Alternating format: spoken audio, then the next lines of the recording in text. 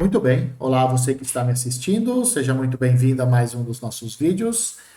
Vamos dar continuidade ao nosso estudo sobre espaços vetoriais, né, nesse curso de álgebra linear. E nós vamos falar hoje de uma classe extremamente importante de espaços vetoriais, que são os espaços das matrizes, né? Elas têm uma aplicação incrível, né? Porque no final do dia, matriz nada mais é do que uma tabela. Cada matriz é uma tabela. Tabelas são muito utilizadas em aplicações, né? Da álgebra linear, em ciência de dados, por exemplo. Muita coisa é resolvida via tabelas, né? Então, saber operar essas tabelas é importante, né? E nós vamos tentar mostrar para vocês hoje como é que se faz isso, qual que é o comportamento dessas matrizes para espaços vetoriais, que é o que, em geral, interessa para quem trabalha com ciência de dados, certo? Então, vamos lá. Nós vamos considerar inicialmente o conjunto das matrizes 2 por 2 com entradas reais. A gente denota esse conjunto dessa forma, M de matriz. 2 por 2 significa que as tabelinhas que vão aparecer têm duas linhas, duas colunas. E as entradas que vão aparecer são sempre números reais. Tá? A operação de adição e a operação de multiplicação são as usuais, são aquelas que a gente vê ou no ensino médio, ou no curso de geometria analítica, ou então qualquer outro curso que venha antes da álgebra linear. Em geral, matrizes se trabalha antes de um curso de álgebra linear em si, tá certo? E como é que você faz a soma de duas matrizes? Ora, da forma mais natural possível. E qual é a forma mais natural possível? Você soma a entrada a entrada. A primeira coordenada com a primeira, a segunda com a segunda, a terceira com a terceira e a quarta com a quarta. Tá? E aí você vai perceber o seguinte, né? Quando você define a adição de matrizes desta forma, a ordem da matriz, a ordem das matrizes não se altera. No seguinte sentido, essa matriz 2 por 2 somada com essa matriz 2 por 2 te dá uma matriz 2 por 2. Então, nesse sentido, a ordem não se altera. A multiplicação por um escalar real também é definida da forma mais usual ou mais ortodoxa possível. Como que se faz? Pega cada coordenada e multiplica pelo escalar alfa, que é um número real, tá certo? E o que você pode mostrar? Você consegue mostrar que esse conjunto de matrizes, com essas duas operações, isso é um espaço vetorial. Nós não vamos fazer isso aqui porque as contas são exorbitantes, você ia odiar, né? Você provavelmente já odiou todas as contas que nós fizemos no vídeo anterior, né? E aqui ia ser ainda pior, digamos assim, né? Mas o que importa aqui? O que pode fazer você crer que isso é um espaço vetorial? As 8 propriedades que nós precisamos mostrar para termos um espaço vetorial, elas valem entrada a entrada. Entrada a entrada. Então, aqui vale a associatividade da adição, a comutatividade, tem elemento neutro, tem oposto, etc. Todas essas propriedades você consegue mostrar que elas valem cada entrada e, portanto, elas vão valer para matrizes em geral. Então, matrizes 2 por 2 em geral, certo? Como nós estamos definindo a adição entrada a entrada, é claro que o vetor nulo, nesse caso, vai ser a matriz nula, ou seja, aquela matriz que tem todas as entradas nulas. Dada uma matriz dessa forma, quem que vai ser a oposta aditiva? Vai ter que ser uma outra matriz que, somada com essa daqui, resulta na matriz nula, que nesse caso é o vetor nulo. Né? E essa matriz, ela é obtida da original trocando o sinal de cada uma das entradas. Certo? Então, isso vira um espaço vetorial, isto é um espaço vetorial. E aí, aqui você já começa a perceber algumas coisas, né? A adição e a multiplicação que nós definimos aqui, elas são entrada a entrada. Né? Tanto a multiplicação tanto a adição quanto a multiplicação por escalar. E aí você pode pensar, bom, mas então eu preciso só matriz quadrada.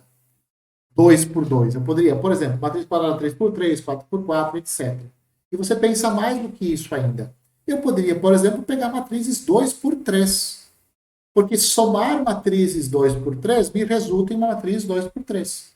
Multiplicar uma matriz 2 por 3 por um escalar desse jeito que nós definimos, vai resultar numa matriz 2 por 3. Essas operações de adição e multiplicação por escalar, elas não alteram a ordem das matrizes, tá certo? E é por isso que nós podemos definir, podemos pegar qualquer conjunto de matriz de qualquer ordem. 2 por 2, 3 por 3, 4 por 3, 3 por 4, 1 por 2, qualquer ordem. Ou seja, qualquer ordem M por M. Tá? Nós vamos continuar considerando entradas reais. A adição, de novo, ela é definida entrada a entrada, de maneira usual. A multiplicação por escalar, também, mesma coisa. Pega cada entrada e multiplica pela alfa. E aí você mostra que isso é um espaço vetorial sobre o corpo dos números reais. As entradas são reais e os escalares que nós estamos pegando também são números reais. O vetor nulo é a matriz nula, ou seja, é aquela matriz que tem todas as entradas nulas, e a oposta aditiva de uma matriz é a matriz obtida da original, trocando o sinal de cada uma das entradas. Né? Então, esse conjunto aqui é um espaço vetorial sobre o corpo dos números reais. Então, as entradas das matrizes são reais e o corpo que eu estou olhando, o corpo que eu estou considerando os escalares, também é o conjunto dos números reais. Tá? E aí você vai perceber o seguinte, olha, o fato de ser números reais não é tão importante assim. O que importa são as propriedades da adição e da multiplicação de números reais para você mostrar que isso é um espaço vetorial. De novo, as contas não estão feitas aqui, tá? Porque elas são exaustivas. Né? Mas o que vai importar mesmo é isso. São as propriedades da adição e da multiplicação por escala, da multiplicação de números reais. É isso que vai importar. Então você fala assim, bom, então eu posso pegar matrizes N por M com entradas no corpo. Por que não? Posso. Defino a adição da mesma forma, entrada a entrada. A multiplicação por escalar também defino da mesma forma. Pego cada escalar e multiplico. Pego cada entrada e multiplico pelo escalar que eu quero. Né? Então, eu vou ter agora um espaço vetorial sobre um corpo K qualquer. Então, agora eu posso, por exemplo, pegar matrizes com entradas no Z2, no Z3, no Z5, nos racionais, nos complexos, qualquer corpo que você conhecer. Né? Se você fala matemática, você deve conhecer vários corpos. Né? Então, esse conjunto de matrizes aqui é um espaço vetorial sobre o corpo K. Então, as entradas estão no corpo K e os escalares também estão no corpo K. A matriz nula é o vetor nulo. Tá? A oposta aditiva de uma matriz, como que ela é obtida? Da mesma forma que antes. Você pega a matriz original, troca o sinal de todos eles. Né?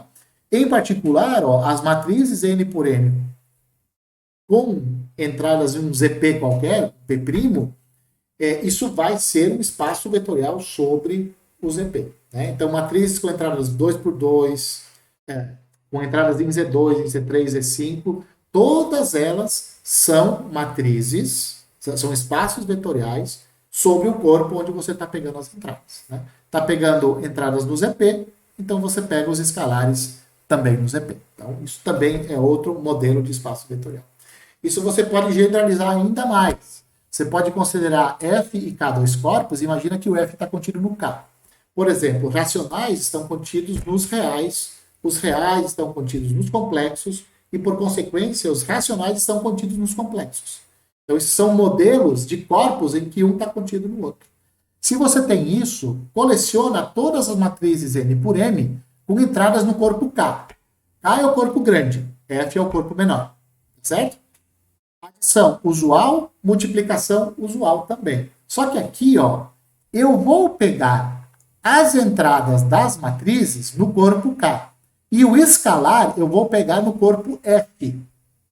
F é o menor dos dois corpos que você considerou inicialmente. Então, você poderia considerar K como sendo reais e F, por exemplo, como sendo os racionais. Isso você pode fazer. Quando você vai fazer essa multiplicação aqui, alfa por cada entrada, isso vai te dar um elemento no K. Porque cada entrada está em K, alfa está em F, mas F está contido em K. Então, no fundo, cada alfa também está em K. E aí essa multiplicação aqui vai cair no K. Certo? Então, isso aqui, esse conjunto de matrizes N por M, com entradas de um corpo K, serão um espaço vetorial sobre o corpo menor F. Todas as propriedades continuam valendo. A matriz nula faz o papel de vetor nulo. A matriz, a oposta aditiva de uma matriz, você define da mesma forma, ou seja, você pega a matriz original, troca o sinal de todas as entradas, né? Todas as entradas vão ter opostos, né? Então, você pega a matriz formada pelos opostos de cada entrada da matriz original.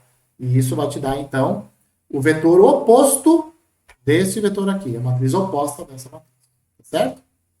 Em particular, então, você tem que as matrizes N por M com entradas dos complexos é um espaço vetorial sobre os reais. Por quê? Porque os reais estão contidos, é um corpo que está contido nos complexos. E aí nós temos exatamente esse caso aqui. Real, F são os reais, K são os complexos. Você pode pegar K complexo e F racional. Ou melhor, você pode pegar K como sendo os reais e F como sendo os racionais.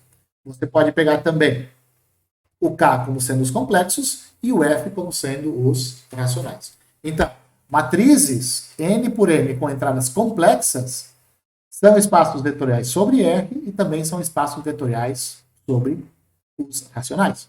E as matrizes N por M com entradas reais são também espaços vetoriais sobre o corpo dos números racionais. Tá certo?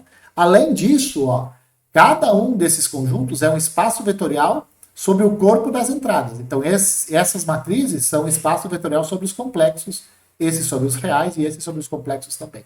Então, você tem uma infinidade absurda de exemplos de espaços vetoriais só utilizando matrizes. Né? E é preciso tomar um pouco de cuidado aqui, ó, porque quando você vai trocar os escalares, você vai estar trocando o espaço. Esse primeiro espaço aqui é diferente do espaço de baixo. Aqui é o espaço vetorial sobre os reais, então os escalares são números reais, e no exemplo 3 é o mesmo conjunto, mas os escalares agora eu vou considerar como sendo racionais. Então eu mudei o meu espaço vetorial. O conjunto é o mesmo, mas o espaço é diferente porque eu peguei escalares diferentes. Tudo bem? Vale lembrar, como eu já falei antes, a multiplicação de matrizes nem sempre pode ser feita. Por quê? Porque você precisa ficar atento à ordem das matrizes. Na multiplicação de matrizes, né? Então, se você quer multiplicar uma matriz A por uma matriz B, você só pode fazer isso se a matriz A tem ordem N por M e a matriz B tem ordem M por K. Ou seja, o número de colunas da matriz A tem que ser igual ao número de linhas da matriz B. Aí você pode fazer a operação de A vezes B. Para adição e para multiplicação por escalar, você não precisa tomar esse cuidado. Por que não? Porque eles não alteram a ordem das matrizes. A multiplicação altera a ordem. Inclusive, as ordens têm que ser compatíveis, digamos assim, né? O número de colunas da primeira matriz tem que ser igual ao número de linhas da segunda matriz para você fazer multiplicação. Mas em álgebra linear não se faz multiplicação de vetores. Então a gente não precisa ficar preocupado com as ordens. É claro que você não pode misturar ordens de matriz. Você vai pegar uma matriz 2 por 2, vai somar por uma matriz 4 por 4? Não dá. Não dá. Agora, matriz 2 por 3, somar com a matriz 2 por 3, você pode. E o resultado é uma matriz 2 por 3. Multiplicação por escalar da mesma forma. Tudo bem? Essa é uma grande vantagem da álgebra linear dos espaços vetoriais. Não existe multiplicação de vetores. Só existe adição e multiplicação por um escalar. Beleza? Muito bem. Aproveite e se inscreve no canal. Tá? Já que você chegou até o final do vídeo, te inscreve, compartilha se você gostou. E também, se puder, de novo, não custa pedir, vira membro do canal. Um abraço a todos e espero que vocês me vejam nos próximos vídeos.